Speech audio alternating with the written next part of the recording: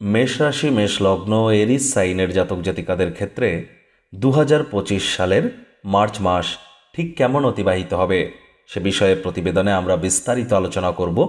আলোচনাটি অত্যন্ত গুরুত্বপূর্ণ হবে, তার কারণ এ মাসে কিন্তু গুরু মঙ্গল দুজনেই মার্গী হয়ে অবস্থান করছে, শনিও মার্গী আছে। তবে শনি কিন্তু এ মাসের 29 তারিখে রাশি পরিবর্তন করে আপনাদের 12th হাউসে গোচর করবে এবং আপনাদের 7.5 প্রথম চরণ শুরু হয়ে যাবে। হ্যাঁ, ঠিকই শুনছেন, মেষ রাশির জাতক জাতিকাদের 7.5 শুরু হতে চলেছে এ মাস থেকেই।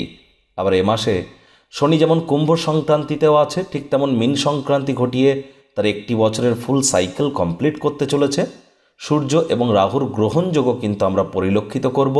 স্কিপ না করে পুরোটাই শুনবেন যদি ভিডিওটির প্রকৃত মর্মার্থ আপনারা উপলব্ধি করতে চান। পরিশেষে যেমন প্রতিকার নিয়ে আমরা আলোচনায় থাকি, তেমনটি তো আছেই। আলোচনাটি ইন জেনারেল প্রেডিকশন হবে, অর্থাৎ এই পৃথিবীতে যতজন মেষ রাশির জাতক জাতিকা আছেন তাদের প্রত্যেকের জন্য। আপনি যদি চান আপনার ব্যক্তিগত ন্যাটাল চার্ট বা জন্মছকের সাথে সাথে বর্তমান প্ল্যানেটারি ট্রানজিটের চার্ট বা গ্রহগত গোচরের ছক, সংখ্যাতত্ত্ববিদ্যা, নিউমারোলজি অর্থাৎ বাস্তুশাস্ত্র, লাল কিতাব, কৃষ্ণমূর্তি পদ্ধতিকে একসাথে কম্বাইন করিয়ে 100% অথেন্টিক পার্সোনাল বা ব্যক্তিগত গণনা এনি টাইম আমাদের দ্বারাই করাতেই পারেন।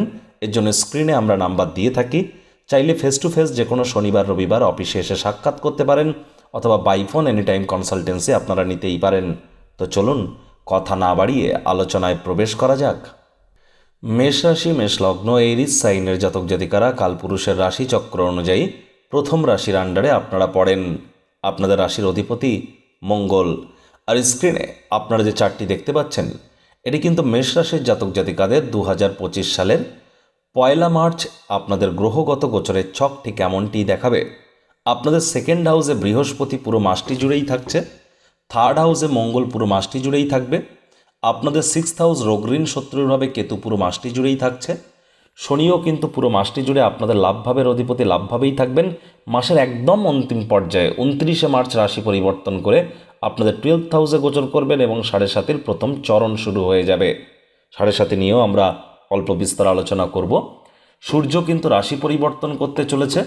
সূর্য 14 মার্চ শুক্রবার সন্ধ্যে 6:58 রাশি পরিবর্তন করে আপনাদের মীন রাশিতে গোচর করে যাবে, অর্থাৎ 12th হাউসের ঘরে গোচর করে যাবে।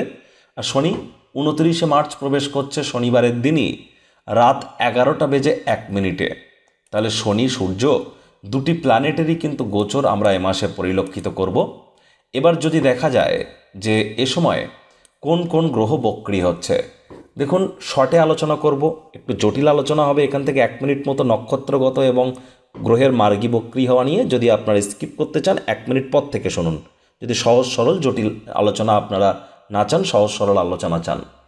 দেখুন বুধ কিন্তু এ মাসে বক্রী হবে। 15 মার্চ থেকে 7 এপ্রিল পর্যন্ত বুধ কিন্তু বক্রী থাকবে। আবার 2রা মার্চ থেকে 3রা এপ্রিল পর্যন্ত কিন্তু শুক্র বক্রী থাকতে চলেছে। আপনাদের রাশির অধিপতি মঙ্গল মার্গী হয়ে পুরো মাসটি জুড়েই শনির নক্ষত্র পুষ্যা নক্ষত্রে গোচর করবে। শুক্র কিন্তু বৃহস্পতির নক্ষত্র পূর্ব ভাদ্রপদ নক্ষত্রে গোচর করছে পুরো মাসটি জুড়ে।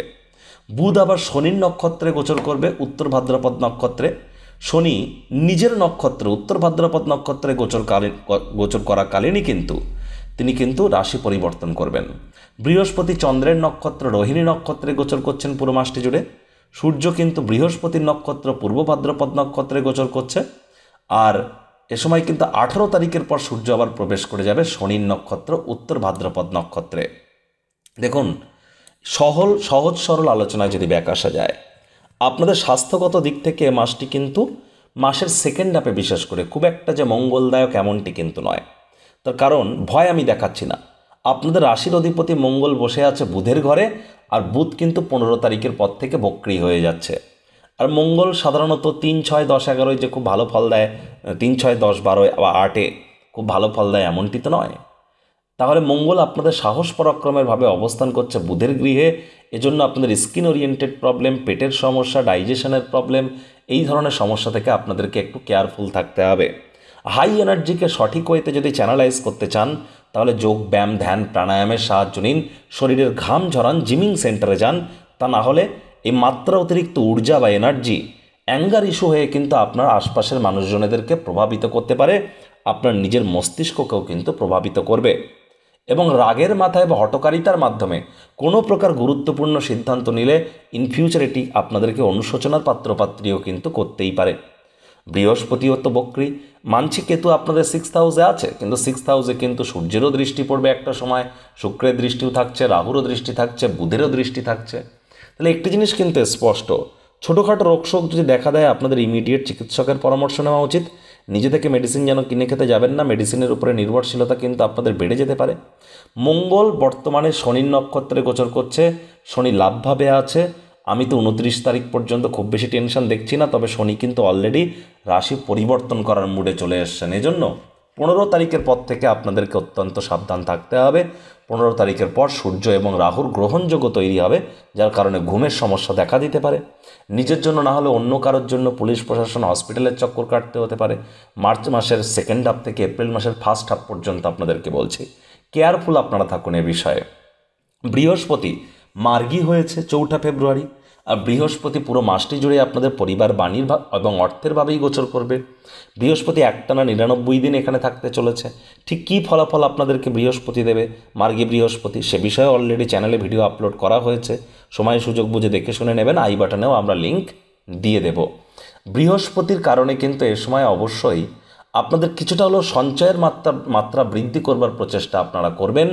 তবে সূর্য শনির যে গ্রহণযোগ, মাসের 2nd হাফে খরচ কিন্তু আপনাদের মাত্রা অতিরিক্ত বৃদ্ধি করতে পারে। যেহেতু বৃহস্পতি দৃষ্টি কেতুর উপরে পড়ছে, তাহলে বেকার যুবক যুবতীরা প্রচেষ্টা জারি রাখুন। নতুন কোনো চাকরি বা কর্মসংস্থানের যোগ কিন্তু আপনাদের জন্য থাকছে। ইন্টারভিউয়ে উপস্থিত হওয়া বা রেজিউমে সাবমিট করবার জন্য বা সিভি সাবমিট করবার জন্য সময় সুযোগ খুবই ভালো।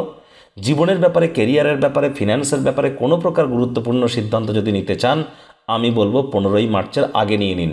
15ই মার্চের পরে যেন নিতে যাবেন না। বিশেষ করে 14, 15, 16, 17 এই কয়েকটি দিন আপনাদের খুব সাবধান থাকতে হবে। কোনো কিছুতেই অতি করতে যাবেন না, মাথায় রাখবেন অতি কিন্তু ক্ষতি, আর তাড়াহুড়ো শয়তানের কাজ। ধৈর্যে বসেতে লক্ষ্মী। মঙ্গলের রাশি আপনারা, এটা মঙ্গলের বছর, আর মঙ্গল কিন্তু এবার আপনাদের চঞ্চলতার মাত্রা বৃদ্ধি করবে, রাগের মাত্রাও বৃদ্ধি করবে। কেয়ারফুলি আপনাকে হ্যান্ডেল করতে হবে। যাদের যে কোনো মাস, যে কোনো বছরের 4 তারিখ, 13 তারিখ, 22 তারিখ বা 31 তারিখে জন্ম, অথবা 8 তারিখ, 17 তারিখ বা 26 তারিখে জন্ম, ইমিডিয়েট জ্যোতিষতাত্ত্বিক পরামর্শ গ্রহণ করুন। ওভারঅল প্রত্যেক মেষ রাশির জাতিকাদেরই কিন্তু এ সময় আপনাদের জ্যোতিষতাত্ত্বিক পরামর্শ গ্রহণ করা উচিত, কারণ 7.5 শুরু হতে চলেছে। তার মানে এই নয় যে পিতাম্বরী নীলা পরে নিলাম বা নর্মাল নীলা পরে নিলাম, শনিকে কন্ট্রোল করে নেব, বা আমরা লোহার আংটি পরে শনিকে কন্ট্রোল করে নেব, সম্ভব নয়। শনিকে কন্ট্রোল করা সম্ভব নয়। উনি কর্মফলদাতা। আপনি যতই পূজা অর্চা করুন, মন্ত্র জপ করুন, শনি মন্দিরে যান, আপনি নতুন নতুন শনি মন্দির তৈরি করুন, দান ধ্যান করুন, পাপ বাপকে ছাড়ে না। শনি মহারাজ কর্মফলদাতা। আপনি যা কর্ম করেছেন, কর্মের ফল আপনাকে পেতেই হবে। এজন্যই শনির 7.5 আগে আমরা বলছি কোনো প্রকার তাবিজ, কবচ, মাদুলি, পাথর এসব না পড়ে কনসাল্ট করুন। আমাদের সাথে কনসাল্ট করতে পারেন। কর্মের মাধ্যমে কিভাবে নিজের জীবনকে আপনি মহিমান্বিত করতে পারেন। কর্ম না করে কর্মের ফল পাবেন আশা করেন কি করে? তাবিজ, কবচ, মাদুলি, পাথর পরে কোনো লাভ দেবে না। ওগুলো পরে আপনি পটি করতে যাবেন, ওগুলো পরে আপনি মাছ মাংস খাবেন, হওয়া বাড়ি মরা বাড়ি যাবেন, না গেলেও বাসে, ট্রামে, ট্রেনে এই ধরনের মানুষজনদের সঙ্গে বডি টাচ হচ্ছে আপনার। পূর্ণিমা তিথিতে এগুলোকে শুদ্ধিকরণ করাতে হয়। এর সাথে সাথে পড়ার আগে বিএমআই রেট ক্যালকুলেট করে পড়া উচিত। আদৌ কি সেগুলো আমরা করছি? এগুলো দেখার কিন্তু প্রয়োজন আছে।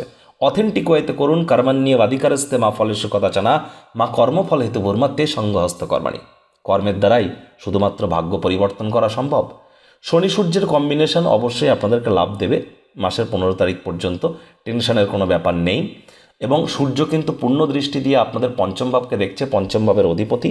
তবে সূর্য কিন্তু মাসের প্রথম দিকে তিনি কিন্তু বৃহস্পতির নক্ষত্রে থাকছেন, অত্যন্ত শক্তিশালী বলবান পরিস্থিতিতে।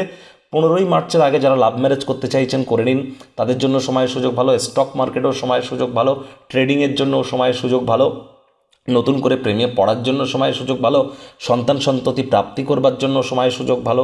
যে সমস্ত দম্পতি সন্তান সন্ততির প্ল্যানিং করছেন 15 তারিখের আগে করুন, সময় সুযোগ আপনাদের জন্য ভালো থাকছে। 18 তারিখের পর কিন্তু এই সূর্য এই শনির নক্ষত্র উত্তর ভাদ্রপদ নক্ষত্রে গোচর করে যাবে, আর তখন শনি কিন্তু প্রবেশ করে যাবে আপনাদের 12th হাউসে, রাহুর সাথে, বুধের সাথে এবং শুক্রের সাথে সংযুক্ত হয়ে যাবে। সূর্য শুক্রের যোগকে অনেকে শুক্রাদিত্য যোগ বলে, অনেকে আবার দারিদ্র যোগও বলে। সূর্য রাহুর যোগকে তো গ্রহণ যোগ ধরাই হয়েছে। বুধ এবং রাহুর একটা জড়ত্ব যোগও আছে। বুধ শুক্রের লক্ষ্মীনারায়ণ যোগ, এই লোভ আপনাদেরকে অনেক জ্যোতিষী দেখাবে। শুক্র অনেকে উচ্চস্থ বলবে, কিন্তু একটা জিনিস দেখুন না, 2রা মার্চ থেকে তো শুক্র বক্রী হয়ে যাচ্ছে। 15ই মার্চের পর সূর্য বুধের বুধাদিত্য যোগ কী করে হবে? 15ই মার্চের পর বুধও বক্রী হয়ে যাচ্ছে। আমি কিন্তু আপনাদেরকে আগেও বলেছি, আবারও কিন্তু আপনাদেরকে সাবধান করছি, 17ই মার্চ থেকে শুরু করে আপনারা এপ্রিল মাসের ফার্স্ট উইক পর্যন্ত স্টক মার্কেট থেকে দূরে থাকুন, শেয়ার মার্কেট থেকে দূরে থাকুন। শেয়ার মার্কেটে বড় ধরনের কারেকশন আসতে চলেছে। আমি তো বলবো ব্ল্যাড বাথ হতে চলেছে। বিশেষ করে 17ই মার্চ থেকে 4ঠা এপ্রিল, এই 19টি দিন ইন্ডিয়ান স্টক মার্কেটে সেন্সেক্সে বড় ধরনের কারেকশন আমরা পরিলক্ষিত করব। যার জন্য অবশ্যই স্টক মার্কেট থেকে একটু দূরে থাকুন, আর আপনারা সময়ের সাথে মিলিয়ে নেবেন আমি কতটা ঠিক বলছি। রাহু শুক্র বুধ, এই যে ত্রিগ্রহী যোগ, এবং সূর্য শনিরও এখানে প্রবেশ, পঞ্চগ্রহী যোগ তৈরি করবে কোথায়? আপনাদের 12th হাউসে। খরচকে নিয়ন্ত্রণে রাখুন, বাজেটকে নিয়ন্ত্রণে রাখুন। কি বলছেন, কেন বলছেন, ভাবনা চিন্তা করে বলুন। মাসের ফার্স্ট হাফে কিন্তু আপনাদের তীর্থযাত্রা, তীর্থভ্রমণ, পুরো মাসটি জুড়েই ভ্রমণের যোগ আপনাদের আছে। ভ্রমণ আপনারা করুন, তবে হ্যাঁ, কোনো ক্ষেত্রেই তাড়াহুড়ো হটকারিতা ভুলেও যেন করবেন না। আর শনির 7.5 আপনাদের কিছু অত্যন্ত কষ্ট দেবে, এমন টেনশন পাওয়ার কোনো প্রয়োজন নেই। আপনার জন্মছকে শনি কোথায় বসে আছে? কারক ঘরে না মারক ঘরে? কতটা ডিগ্রি বা ল্যাটিটিউড লঙ্গিটিউডে শনি বসে আছে? কোন নক্ষত্রের কত নম্বর চরণে? বর্তমান কোন মহাদশা, অন্তর্দশা, প্রত্যন্তর্দশা, সূক্ষ্মদশা আপনার চলছে?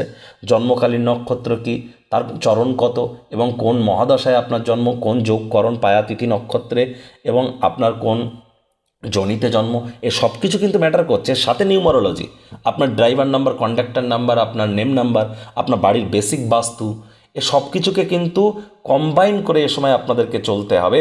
কারণ শনি যদি দুর্বল হয়, বাস্তু যদি খারাপ হয়, বড় মার কিন্তু খেতেই পারে মানুষ। এতদিন আপনারা স্যারের থেকে অনলাইনে কনসালটেন্সি নিয়েছেন, এবার দীর্ঘ প্রতীক্ষার অবসান ঘটছে। থাকছে স্যারের সাথে মুখোমুখি বসবার সুযোগ। প্রতি শনি ও রবিবার স্যার থাকছেন আমাদের তিলোত্তমা কলকাতায়। যদি স্যারের সাথে মুখোমুখি কথা বলতে চান, তাহলে নিচে স্ক্রিনে ফ্ল্যাশ হওয়া নম্বরে আজই যোগাযোগ করুন। জীবনকে সমস্যামুক্ত করতে কে না চায়?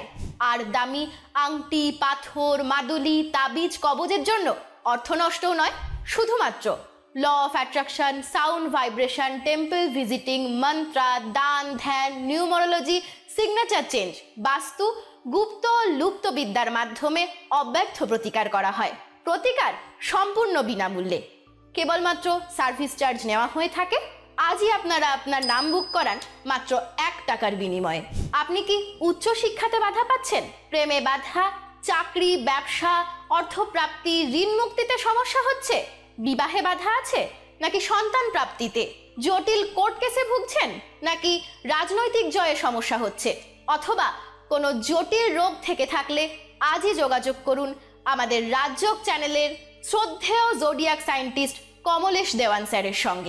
এ সময় যাদের শনি ভালো, জন্মচক্রে উচ্চস্থ আছে, মার্গী আছে, অতটা টেনশন তাদের নেই। তবে যাদের নিরপেক্ষ, নিচস্থ বা অস্ত বা ডাউন হয়ে বসে আছে, বা বক্রি হয়ে রেট্রোগ্রেড হয়ে বসে আছে, টেনশন তো তাদের একটু থাকছে। 7.5 ফার্স্ট ফেজে মস্তিষ্কের উপরে একটু প্রেশার পড়ে। শনির 7.5 আপনাদের কী প্রভাব দিতে পারে অলরেডি চ্যানেলে ভিডিও আপলোড করা হয়েছে, সময় সুযোগ বুঝে দেখে বা শুনে নেবেন। প্রতিকার স্বরূপ আলোচনা করতে গিয়ে আপনাদেরকে বলবো, স্ক্রিনে আপনারা দেখতে পাচ্ছেন হনুমানজির প্রণাম মন্ত্র। মনোজবং মারুত্তুল্য বেগং জিতেন্দ্রিয়ং বুদ্ধিমত্তম বরিষ্ঠম বাতাত্মজং বানরজিত মুখ্যং শ্রীরামদূতং শরণ্যম প্রপদ্যে। হনুমানজির এই যে মন্ত্রটি আপনারা রেগুলার জপ করুন, অত্যন্ত উপকৃত হবেন। পঞ্চমুখী হনুমানজির একটি মূর্তি 7 ইঞ্চির নিচে এনে বাড়ির পূর্ব দিকের দেওয়ালে রাখুন, বাড়ির ছবি এনে রাখুন। প্রত্যেক দিন স্নান করবার পরে এই মন্ত্রটি অন্তত 3 বার জপ করুন। তবে হ্যাঁ, হনুমানজির মন্ত্র জপ করার আগে রাম, সীতা মাইয়া বা রামজিকে অবশ্যই স্মরণ করবেন। কোনো কিছু না পারলেও জয় সিয়ারাম, জয় সিয়ারাম, জয় সিয়ারাম, জয় শ্রীরাম, জয় শ্রীরাম, জয় শ্রীরাম 3 বার বলে তারপর হনুমানজিকে স্মরণ করুন। সবার শেষে নিজের নাম গোত্র ধরে বলুন সদা হরি চেরা। নিজের নাম গোত্র ধরে বলুন সদা হরি চেরা। এটি করুন। মঙ্গলবার করে আপনারা নিরামিষ খাদ্য খাবার খান, সাত্ত্বিক জীবনযাপন গ্রহণ করুন। বৃহস্পতিবার তামসিক জীবনযাপন যেন গ্রহণ করবেন না। আর চেষ্টা করুন যতটা সম্ভব বাসি খাদ্য খাবার কম খাওয়া যায়, টাইম ম্যানেজমেন্ট মেনে চলে যায়। শনি মহারাজ কী বলছেন? ধর্মপ্রাণ হও, কর্মনিষ্ঠ হও, মাতৃভক্ত হও, বাসি খাদ্য খাবার খেও না, আশপাশ পরিষ্কার পরিচ্ছন্ন রাখো, নিজেও পরিষ্কার পরিচ্ছন্ন থাকো, সব কিছু প্ল্যানিং মাফিক, রুটিন মাফিক করো। এগুলি মেনটেন করে তুমি একবার চলে দেখাও, আমি তোমাকে 7.5 চলাকালীন রাজা বা রানী বানাবো। কারণ দিনের শেষে তিনি তো কর্মফলদাতা। সঠিক কর্ম করলে সঠিক ফলাফল দিতে তিনি বাধ্য হয়ে যাবেন। আর সাড়ে সাথী আমাদের কষ্ট দিতে আসে না, সাড়ে সাথী আসে আমাদের জীবনকে মহিমান্বিত করতে। সাড়ে সাথী আসাটা খুব কপালের ব্যাপার, কারণ এই সময় আমাদেরকে সাড়ে সাথী চোখে আঙুল দিয়ে দেখিয়ে দিয়ে যায় কে আমার আপন, কে আমার পর, কোন পথে আমার যাওয়া উচিত, কোন পথে উচিত নয়। তো বন্ধুরা, প্রতিবেদনটি আপনাদের ঠিক কেমন লাগলো সুচিন্তিত মতামত নিচের কমেন্ট বক্সে লিখে জানান। ভিডিওটি ভালো লাগলে একটি লাইক করতে ভুলবেন না। এই আশা রেখে আমি আমার বাণীকে এখানেই বিরাম প্রদান করছি।